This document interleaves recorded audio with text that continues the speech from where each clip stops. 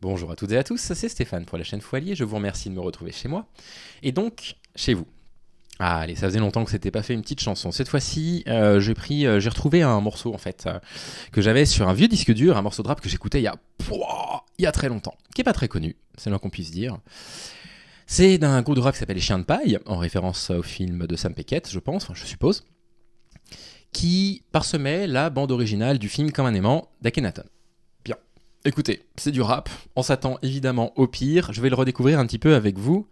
C'est parti, je vous lis le texte, à mon avis, on va pas être déçus. Une passion lézardée, l'érosion des années, mes parents désarmés se séparent, la maison désormais résonne de leurs paroles désolées. Ok, bah c'est sacrément beau pour l'instant.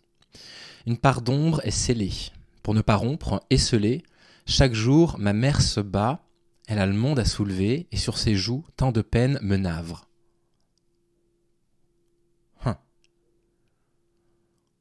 Goût amer, je pars quand la foudre en elle parle, pardon de me sauver. J'ai mal de voir ce qui m'attend, grand besoin de souffler. Pas le cran de la retrouver la tête dans les mains en quête d'éléments, de raison de garder les rangs, je suis de ceux qui traînent tard à squatter les bancs, tel le fer et l'aimant. Ma vie se fait de ces moments où on est mieux loin de chez soi. Moment d'éternité, l'éternité est un moment, mais on l'oublie l'un de ces soirs où, en mal de trophée, on refait le monde loin des bras de Morphée. Le cœur empreint de cette âme qu'ont les cœurs en plein stade. Mais peu importe, le décor s'ancre, on s'installe entre stage et intérim. En soi, rien de terrible. On stagne là où des petites filles, déjà petites femmes, charment des hommes encore mômes, femmes de Jackie Chan, pendant que des femmes encore petites filles élèvent des mômes déjà durs comme des hommes. J'espère en l'espoir perdu, sur les cendres de nos sorts, que leurs voix innocentes ne se joignent à l'ensemble des perdants que nous sommes. D'autres, se voyant sans songe, s'en vont, se noyant dans leur sang. L'eau passe sous les ponts. Il me semble qu'hier encore, ma mère m'embrassait sur le front.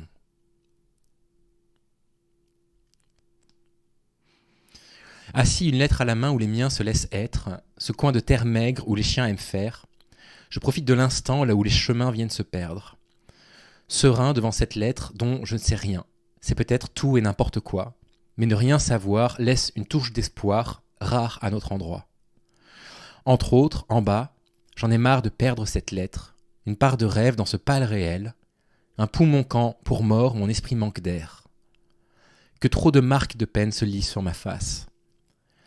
La peur qu'il n'y ait rien me harcèle, lasse d'errer en ville jusqu'au matin.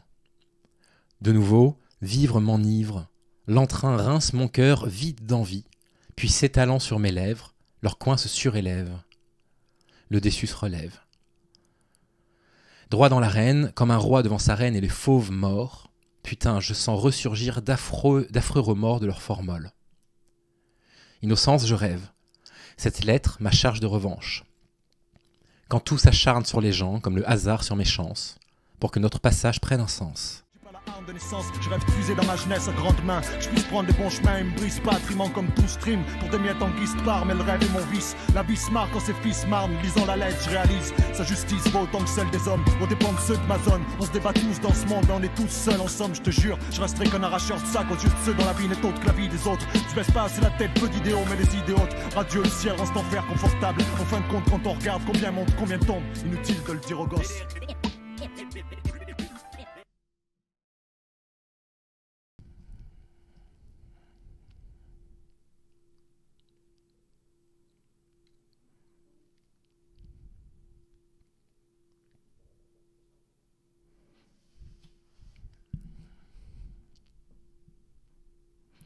Bon, je vous préviens, là je suis en impro, total.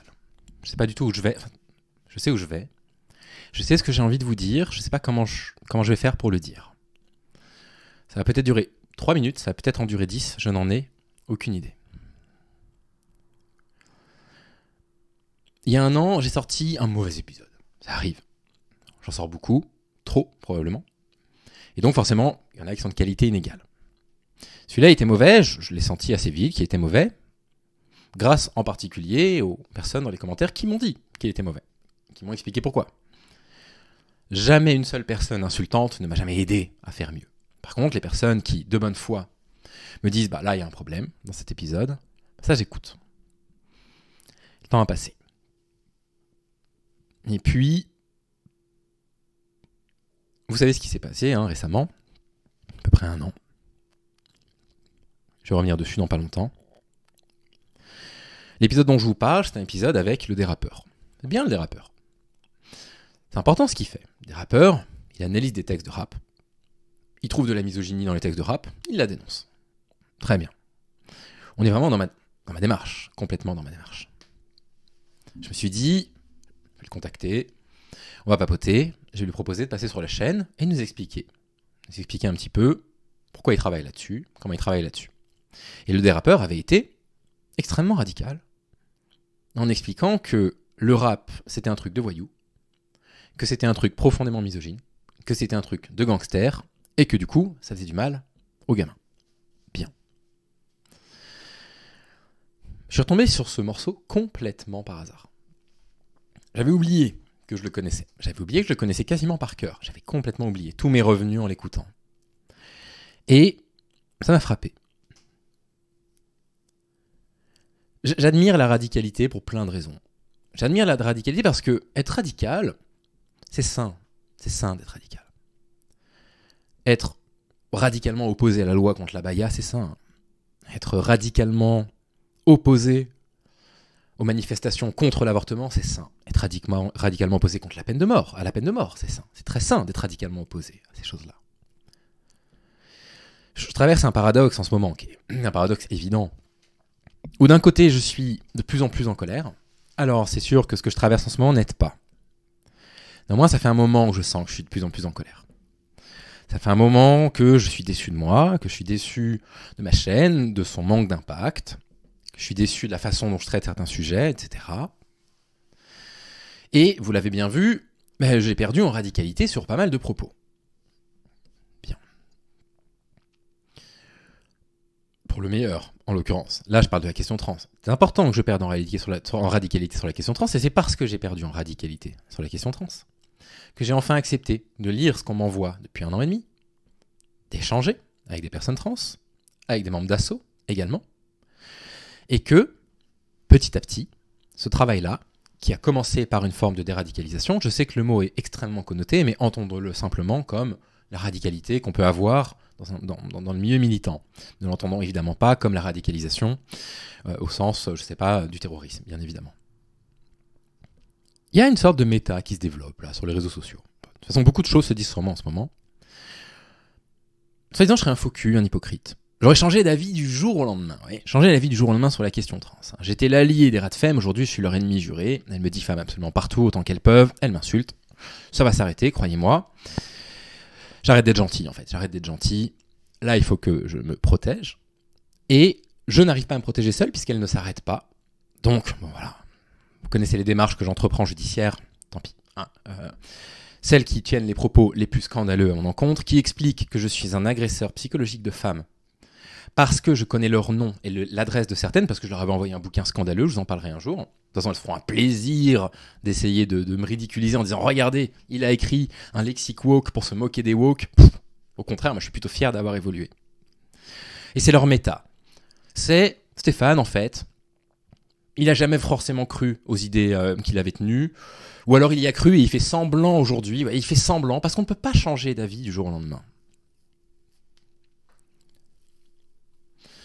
Le discours du dérapeur, je l'ai un peu gobé, quoi. Et en soi, si on vous dit, le rap est une musique profondément misogyne, pas vraiment de raison de dire non, a priori. Parce qu'on a tous en tête une caricature du rap, on a tous en tête certains clips de rap, certains morceaux de rap, etc. Okay. Quand vous tombez sur le morceau que je viens de vous lire, là,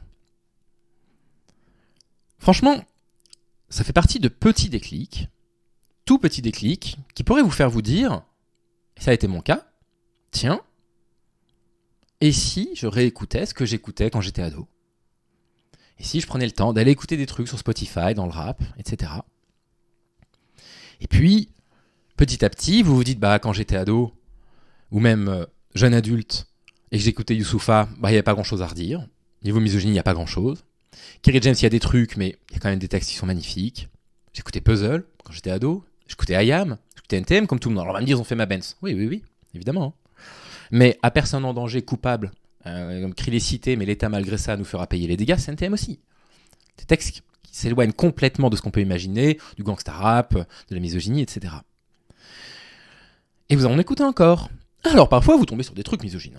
Vache. Oh la vache, punaise. Alors, il y a certains rappeurs, quand ils y vont, c'est honteux. Vraiment honteux, quoi. Sauf que, ces petits trucs, vous vous dites, mais en fait, si on décide d'être dans une bulle dans laquelle on veut montrer que le rap est misogyne, on va toujours trouver du rap misogyne. Toujours.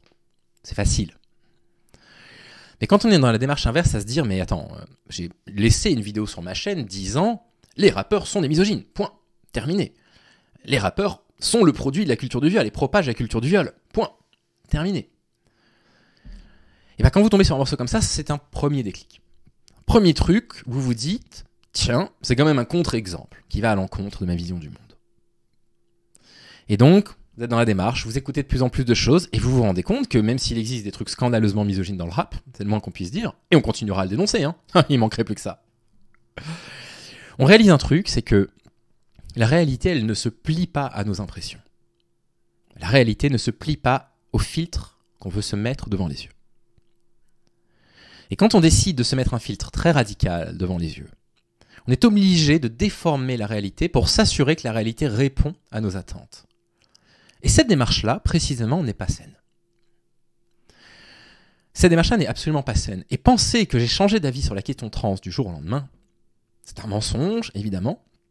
Les premières personnes trans à m'avoir contacté, ça devait être en juin 2022, je pense. Et j'ai eu des petits déclics, petit à petit, et des lectures de Gender Studies, jusqu'à peu près décembre 2022, où là j'ai compris. Je me suis dit, ok, je me suis trompé. Je me suis trompé. Ça remet pas en cause des faits divers qu'on a pu lire, qui sont des faits divers scandaleux, évidemment. Mais si vous décidez de taper sur Internet faits divers, agression par un trans, mais vous allez tomber sur des faits divers avec des agressions par des trans, bien sûr. Et il va vous arriver la même chose si vous tapez faits divers dont l'auteur est musulman, ou faits divers dont l'auteur est breton, ou faits divers dont l'autrice est une femme. À l'évidence. C'est en décembre que j'ai su que je m'étais trompé, que j'ai compris que j'étais parti dans le mauvais chemin. J'ai dépublié mes vidéos petit à petit, jusqu'en mars. À partir de mars, il n'y en avait plus des vidéos sur la question trans, parce que je me suis dit, aïe, j'ai pris la parole en public pendant des mois et des mois, pendant quasiment 10 mois, j'ai dû produire 20 vidéos sur les trans, qu'est-ce que j'ai fait, quoi ? J'ai dépublié mes vidéos, j'ai pris des pressions absolument colossales, des groupes Radfem, et j'ai compris un truc en décembre, c'est que le jour où j'affirmerai sur Internet que je me suis trompé et que je me désolidarise de ce mouvement, que ça allait être très difficile, qu'on ne me laisserait pas partir. Et c'était le parallèle que j'avais fait avec les sectes. Le fait qu'on ne me laisse pas partir. Et littéralement, on ne me laisse pas partir. Vous le voyez bien, hein. Le harcèlement ne s'arrête pas, quoi. Non, j'ai pas changé d'avis du jour au lendemain. Mais petit à petit, la chaîne avance, et vous voyez bien l'évolution de la chaîne. J'essaye de travailler avec les sciences sociales, non pas parce que je veux bien me faire voir des zététiciens, puisque c'est leur méta. J'ai fait semblant de changer d'avis sur la question trans pour intégrer les zététiciens. Oh la vache. Finesse. Faut vraiment être malade. Parce que c'est-à-dire qu'elles sont tellement convaincues que elles ont raison, que en fait, on peut pas changer d'avis là-dessus. Tellement c'est évident, ouais, leur filtre machin. Le fait de travailler avec des sciences sociales m'a forcé à redescendre un petit peu de ma radicalité sur la chaîne sur certains points. Ça m'a aussi forcé à me dire attention aux cibles dont tu parles. Il y a des cibles dont il vaut mieux ne pas parler pour toute une série de raisons. Ça ne veut pas dire qu'il ne faut pas condamner les agresseurs, évidemment. Laissez-moi vous donner un exemple. Les fausses accusations de viol. Bien. J'ai répété à tort et à travers pendant longtemps, en utilisant l'iconographie qu'on peut trouver sur Internet, qu'il y en aurait entre 0,5 et 1% des fausses accusations de viol. C'est faux. C'est faux. J'en ai déjà parlé plusieurs fois. Les articles qui ont réussi à faire un petit peu de recherche un peu poussée diraient qu'il y en a entre 4 et 7%. Ça reste extrêmement faible. Ça reste absolument minoritaire. On reprend les propos d'Édouard Durand.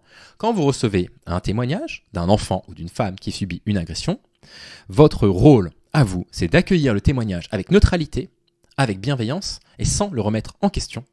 Parce que la question qu'il faut se poser, c'est: est-ce qu'il vaut mieux que je prenne la défense d'un agresseur présumé ou d'une victime présumée? C'est Édouard Durand, excusez-moi, président de la Civise. Donc ça ne change absolument rien à ce que je dis par rapport aux plaintes pour agression sexuelle ou aux femmes qui parlent de l'agression sexuelle. Il faut les croire de facto, quoi qu'il arrive. Quoi qu'il arrive, il faut les croire. C'est une question morale. Choisir de les croire, c'est dire: je prends systématiquement le parti d'une victime présumée, d'une plaignante. Systématiquement. Et il ne faut pas bouger de cette position, et je vous invite à ne pas bouger de cette position. Mais c'est pas parce que ça fait longtemps que je vous ai pas parlé des fausses accusations que moi je continue pas à lire des tonnes de trucs là-dessus, parce que je continue à rechercher des trucs pour comprendre un petit peu ce qui se passe. Comme je vous ai dit, les trucs les plus solides que j'ai pu trouver, qui sont des réelles études au tribunal, qui vont chercher les faux témoignages, font état de 4 à 7%. Ce sont des petites études.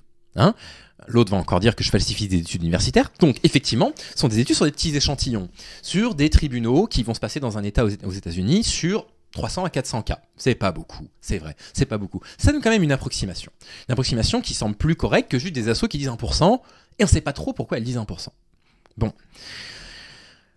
Quand on lit les cas de fausses accusations, on comprend qu'il y a un truc. Il y a un leitmotiv. C'est quasiment systématiquement des accusations de blanches à l'encontre d'un immigré. C'est quasiment systématiquement. Ça ne veut pas dire que quand une blanche dit qu'un immigré l'a violée, il faut remettre son témoignage en question. Absolument pas, c'est pas ce que je dis tout l'inverse. Je vous dis tout l'inverse. Croyez les témoignages de facto. Mais ça veut dire, à minima, qu'on ne peut pas comprendre la problématique des fausses accusations si on n'accepte pas au moins de s'ouvrir à l'intersectionnalité et à inclure les luttes antiracistes dans notre compréhension du monde. Les enjeux de pouvoir qu'il existe entre les populations dominantes et les populations dominées. Et donc, forcément, ça passe par une forme de radicalité à diminuer petit à petit pour ne pas voir le monde que par un seul filtre, d'accord ? Et essayer de voir le monde tel qu'il est réellement. Et ça, c'est ma démarche avec les sciences sociales. Croyez toujours les victimes d'agressions sexuelles de facto, quoi qu'il arrive. Mettez-vous toujours du côté des plaignantes. Mettez-vous toujours du côté des victimes présumées. Toujours, toujours, toujours. Ne vous mettez jamais du côté d'un coupable présumé. Ne remettez pas en question un témoignage. Évidemment, si vous avez les preuves, vous le dites, j'ai des preuves que le témoignage machin. Mais vous ne savez rien d'une affaire, vous lisez qu'il y a une plainte pour agression sexuelle, vous la croyez. Point barre. C'est la seule démarche morale et juste à appliquer. La seule chose à faire. Et je continuerai là-dessus, quoi qu'il arrive. Je ne dévierai probablement jamais de ma vie là-dessus. J'ai encore quelques convictions, et celle-là, elle est intacte. Bien. J'aimerais vous donner un autre exemple. J'aimerais vous parler de Paduring. Paduring, c'est un vidéaste que vous connaissez, parce que je le cite souvent. C'est un vidéaste qui est assez horrible, affreux même, parce qu'il a l'indécence, rendez-vous compte, de me donner des conseils sur mon contenu qui sont souvent des bons conseils et qui le font évoluer. Ah, vous voyez le mec, quoi. Il me donne des conseils et en plus il tape juste. Non mais ça va. Attends, une seconde. C'est bon. Laisse-moi me tromper tout seul dans mon coin. Punaise, merci à lui. D'ailleurs, bonne nouvelle, son élevage de chats avec Marine Le Pen fonctionne de mieux en mieux, donc il vend de plus en plus de chats là, donc ça y est, il commence à avoir une vie où il est un peu plus à l'aise financièrement. On attend la team premier degré dans les commentaires de la vidéo, évidemment, puisque tout ceci est parfaitement faux, c'est des chiens qui l'élèvent avec Marine Le Pen et pas des chats. J'ai fait une vidéo un jour, tout est faux, j'ai fait une vidéo un jour sur un vidéaste qui tenait des propos sur la masculinité, qui était entre le pas bon et le catastrophique. Et donc, je l'ai allumé. Pas lui, mais ses propos, bien évidemment. Il m'a contacté. Et il m'a dit, Steph, ta vidéo, tu as raison de l'avoir faite. Parce qu'il dit de la merde, et il faut dire qu'il dit de la merde. Il dit, mais par contre, ce type-là, c'est un mec qui lui aussi se déradicalise petit à petit, tient des propos de moins en moins dingues, commence à se détacher d'un milieu très nocif dans lequel il était. Alors, c'est pas parfait, mais force est de constater qu'il y a une évolution. Et il m'a dit, si tu t'attelles à traiter ces gens-là, qui changent petit à petit, comme tu traiterais les gens complètement irrécupérables. Je veux dire, je vais jamais utiliser des pincettes pour parler d'Alain Soral, à l'évidence. Il dit, tu vas dans le mur. Parce qu'il y a un truc que tu vois pas. C'est que tout le monde n'a pas le même point de départ que toi et que les gens ont le droit d'évoluer sur les sujets. Et donc, c'est aussi pour ça que certaines personnes me disent, oui, mais quand tu fais des réacs, j'en fais encore quelques-uns, t'es moins tranchant qu'avant. Ouais. Oui, je suis moins tranchant qu'avant, peut-être. Peut-être. N'empêche que je m'attelle à démonter les propos masculinistes, les propos sexistes de ces personnes-là. Je suis peut-être moins tranchant qu'avant, ouais, peut-être. Qu'est-ce que je suis en train de vous dire ? Il y aura probablement pas beaucoup de vidéos prochainement, parce que j'ai pas intérêt à le faire, pour des raisons que vous comprendrez très bien dans quelques jours. Donc tant que j'ai pas un feu vert, vous comprendrez, je vais me calmer sur les sorties des vidéos, sur la consultation des réseaux sociaux et sur mes publications. Mais en revenant, attendez-vous à ce que la chaîne change encore un petit peu. Il y aura peut-être un peu moins de vidéos. C'est pas nécessaire d'en sortir une par jour parce qu'elles sont pas toutes de bonne qualité. C'est pas nécessaire d'en sortir une par jour parce que je suis obligé parfois de présenter des sujets sur lesquels je suis encore en train d'évoluer intellectuellement. Petit à petit. Attendez-vous à moins de radicalité. Pourquoi ? Parce que, grâce à des personnes, vous allez me dire que je fais ça pour être apprécié des zététiciens, pensez ce que vous voulez. Mais n'empêche que c'est grâce à ces personnes-là, je le dis, je tapasse Thomas Durand en premier, que j'ai compris l'importance fondamentale de se rappeler que la grille de lecture qu'on pose sur le monde, elle est perclue de biais. Et que pour les éviter le plus possible, il y a des solutions. Et l'une des solutions, c'est se baser sur la littérature en sciences sociales, la plus fiable possible, qui de toute façon ne proposera qu'une approximation de la réalité, qui ne proposera qu'une approximation des faits réels, mais qui a beaucoup plus de valeur que notre intuition sur le monde. Et déjà, ça m'a beaucoup aidé par rapport à la question trans. Vraiment, entre autres, grâce à eux, que je me suis dit, il faut lire les Gender Studies, j'admire leurs travaux, je peux pas faire tout ça dans mon coin. Et donc, on va continuer dans cette voie-là. On va continuer à travailler avec de la science sociale, on va continuer à travailler sur des articles de presse, on va continuer à lire des ouvrages féministes que je continuerai à vous présenter. J'en parle dans une vidéo sur 3. On va continuer à faire ça. On va continuer à se baser sur des chiffres qui sont tirés des organismes, on va dire, les plus sérieux, a priori en tout cas, les plus sérieux. Et si ça va un peu contre ma vision du monde, tant pis. Et donc, si vous avez l'impression que la chaîne devient de moins en moins radicale, j'ai un scoop pour vous. Ouais, elle devient de moins en moins radicale. Parce qu'on l'a vu quand on a observé, quand on a lu ensemble le magazine de l'Observatoire international des prisons. Les peines de prison longues pour les agresseurs sexuels augmentent le risque de récidive. Donc, la solution n'est pas les peines de prison longues. La solution, c'est des peines de prison plus courtes, assorties d'après ce que eux publient, et ça a l'air quand même relativement sérieux, du moins qu'on puisse dire, assorties de stages de sensibilisation, éventuellement de bracelets anti-rapprochement, qui semblent fonctionner à condition qu'il y ait un petit peu plus de moyens. J'avais présenté ça, en rappelant que j'avais quand même un petit truc qui me titillait, c'est que le magazine proposait beaucoup de choses pour la réinsertion de ces hommes, agresseurs sexuels, et en attendant, le nombre de places de foyers pour les femmes, il n'est pas à la hausse. Elles ne sont pas remboursées de leurs frais médicaux, elles ne sont pas remboursées de leurs frais psychologiques, elles ne sont pas remboursées de leurs frais psychiatriques, et j'avais dit, ok, j'entends, ça va mûrir. Je lis bien que les peines de prison lourdes, c'est pas la bonne solution parce que derrière, il y a récidive. N'empêche que j'aimerais qu'avant qu'on pense aux agresseurs, on pense d'abord aux victimes. Et il y a eu 2 camps qui se sont formés, donc 3 camps. Le camp majoritaire, les personnes qui me suivent, qui m'ont dit c'est intéressant, merci de l'avoir présenté. Et 2 autres camps qui étaient tous les 2 minoritaires, je vous rassure. Un qui disait, ah ouais d'accord, du coup tu es devenu du côté des agresseurs de femmes parce que tu ne souhaites pas, c'est toujours les mêmes qui disent ça bien sûr, parce que tu ne souhaites pas des peines de prison longues. Et de l'autre côté, des personnes qui disaient, ouais mais comment tu peux dire que l'enjeu, c'est d'abord de protéger les victimes, alors qu'on te dit que pour baisser la récidive, il faut investir du côté des hommes. Oui, d'accord, j'ai quand même ma sensibilité, j'ai quand même le droit d'avoir des opinions, et j'ai quand même le droit d'être évidemment très indirectement concerné par des personnes autour de moi qui n'ont à peine les moyens de se payer des frais de psy, de MDR, parce que ce ne sera pas remboursé. J'ai quand même le droit de dire, ce serait quand même bien qu'on prenne d'abord en charge les victimes. Okay. Mais en fait, c'est ça ce que devient le Foualier, ok ?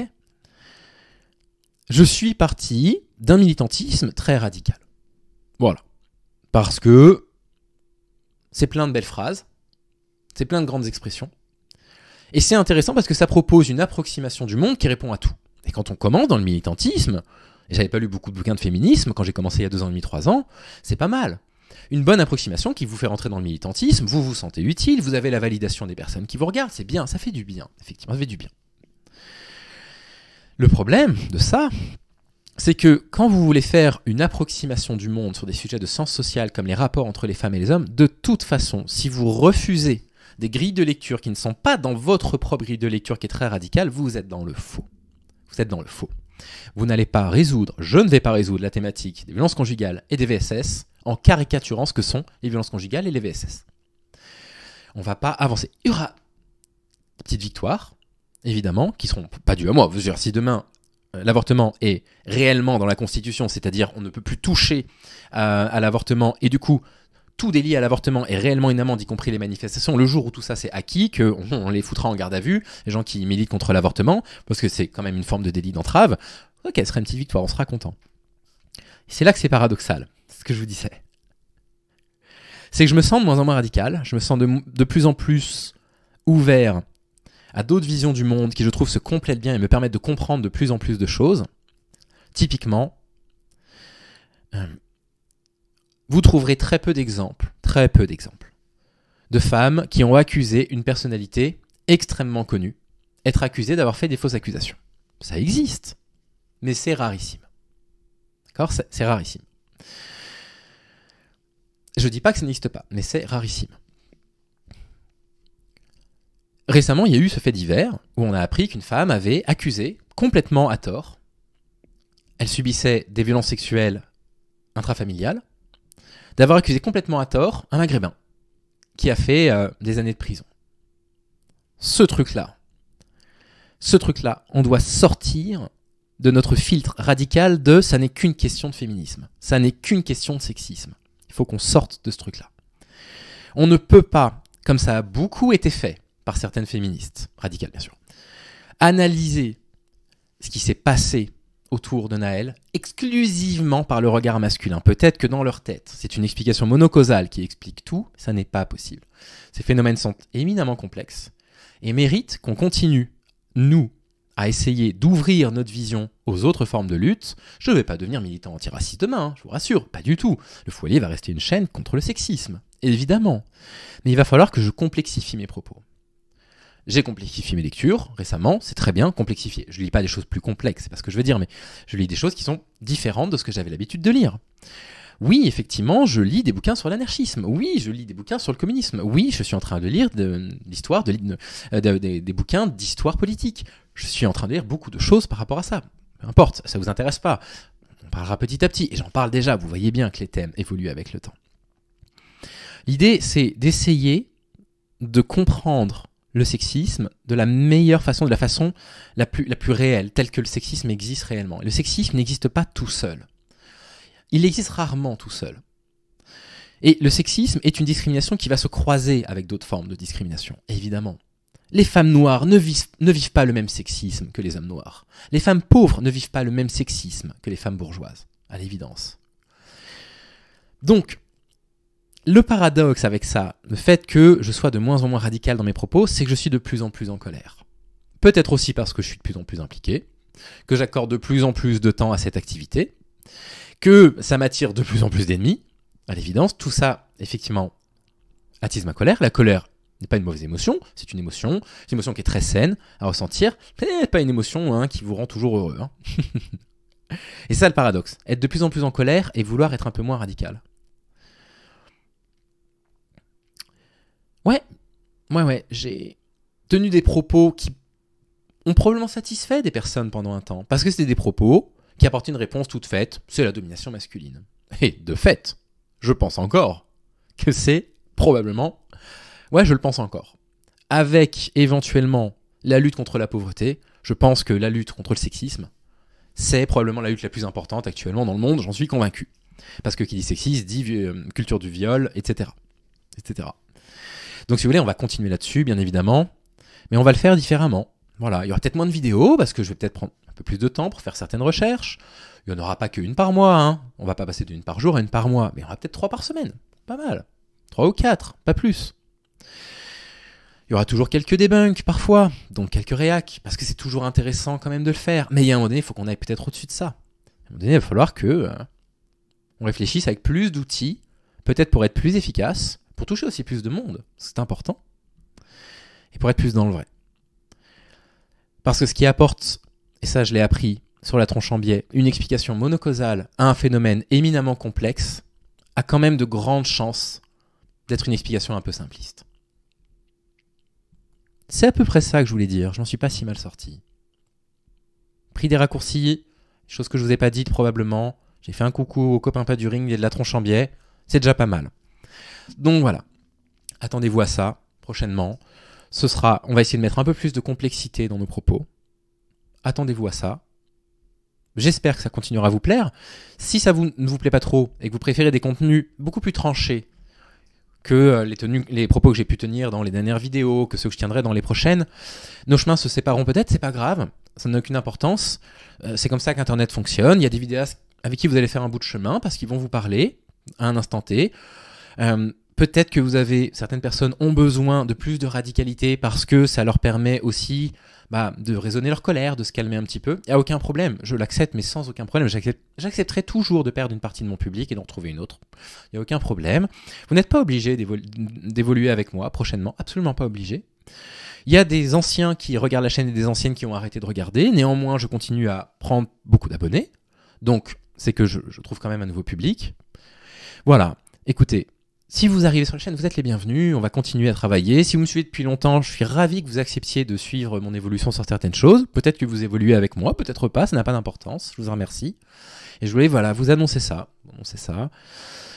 J'ai fait des mauvaises vidéos, il y en a certaines que j'ai dépubliées, d'autres que je n'ai pas dépubliées. Celle du dérapeur, je l'ai dépubliée. Elle n'est pas bonne du tout, je l'ai publiée il y a 6 mois à peu près, peut-être pas 6 mois, mais j'ai dû la publier il y a 4 mois, quelque chose comme ça.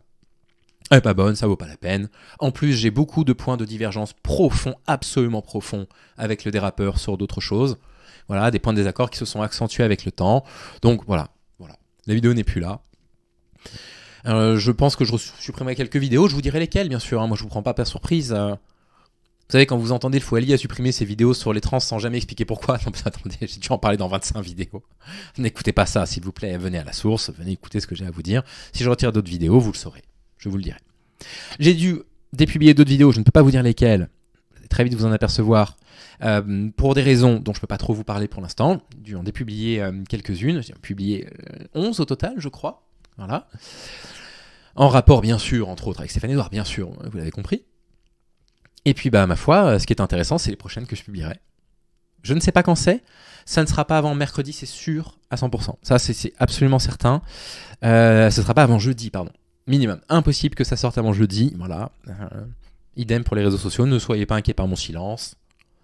Je m'en sors. Je suis un peu plus stable que je ne l'étais il n'y a pas si longtemps que ça. Donc vous inquiétez pas pour moi. S'il y a un petit silence sur les réseaux sociaux et sur YouTube, soyez pas inquiets. Ok ?